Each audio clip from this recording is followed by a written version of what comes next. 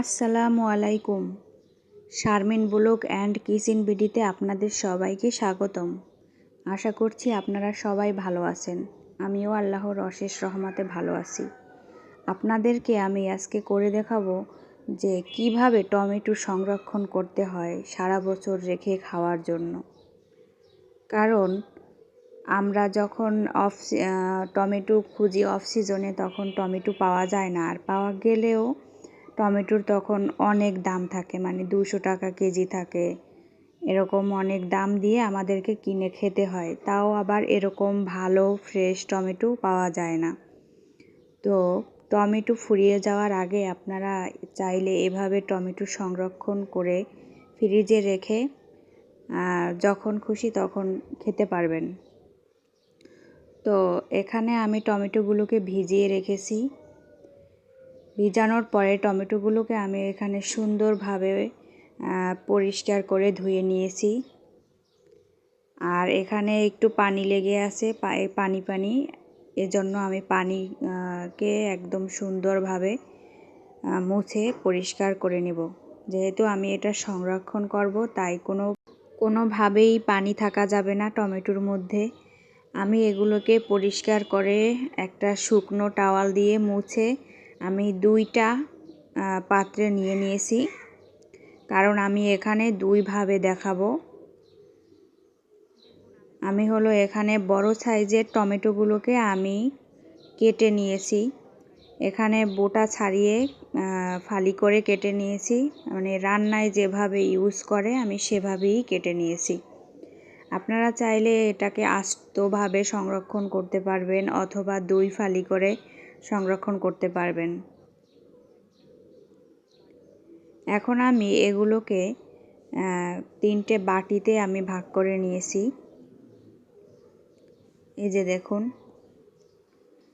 আপনারা চাইলে একটা বক্সে করে ফ্রিজে রেখে দিতে পারবেন। তো আমার কাছে বক্স ছিল না বড়, এজন্য আমি 3টে বাটিতে নিয়েছি।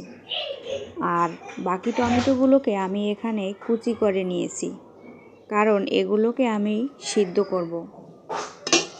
তো এগুলোকে আমি সিদ্ধ করার জন্য চুলাতে বসিয়ে দিলাম। দিয়ে আমি চুলাটা অন করে নিব।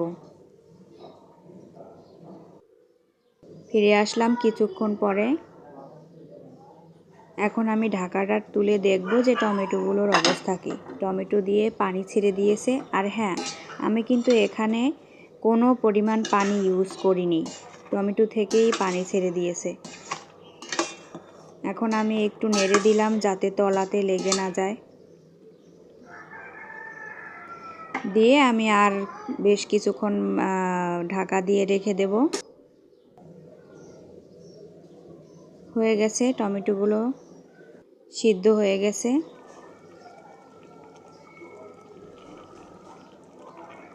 দেখতে পাচ্ছেন। এ পর্যায়ে আমি চুলাটা অফ করে নেব। নিয়ে আমি ঠান্ডা হওয়ার জন্য অপেক্ষা করব। ফিরে আসলাম পরের দিন। আমি ফ্রিজ থেকে সেই বাটিগুলোকে নামিয়ে নিয়েছি। এখন আমি দেখাবো। এই যে দেখুন কত সুন্দরভাবে টমেটোগুলো বরফ হয়ে গিয়েছে।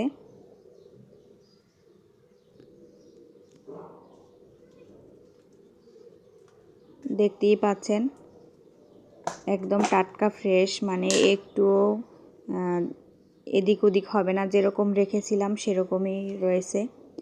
আর এখন আমি এই টমেটোগুলোকে ছাড়িয়ে নেব, কারণ এই যে ছাড়িয়ে নিয়েছি।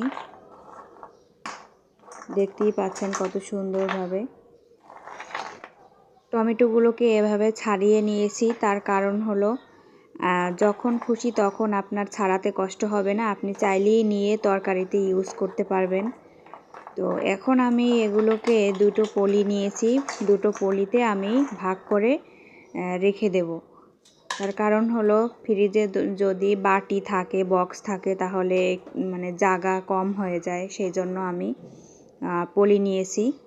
এই যে দেখতেই পাচ্ছেন, আমি 2টো পলিতে টমেটোগুলোকে ভাগ করে নিয়েছি। এখন এগুলোকে আমি ফ্রিজে রেখে দেব, আর যখন খুশি তখনই বের করে আমি তরকারিতে ইউজ করব, বা যেভাবে খেতে চান আপনারা সেভাবে ইউজ করতে পারবেন। আর এই তো ঠান্ডা হওয়া টমেটোগুলো এ পর্যায়ে চাইলে ব্লেন্ড করে ফ্রিজে রাখতে পারবেন, আবার এভাবেও বক্সে ভরে রাখতে পারবেন। যখন খুশি তখন বের করে আপনারা সস বানাতে পারবেন বা যা খুশি করতে পারবেন। তো ধন্যবাদ সবাইকে ভিডিওটি দেখার জন্য। চ্যানেলকে সাবস্ক্রাইব করবেন প্লিজ।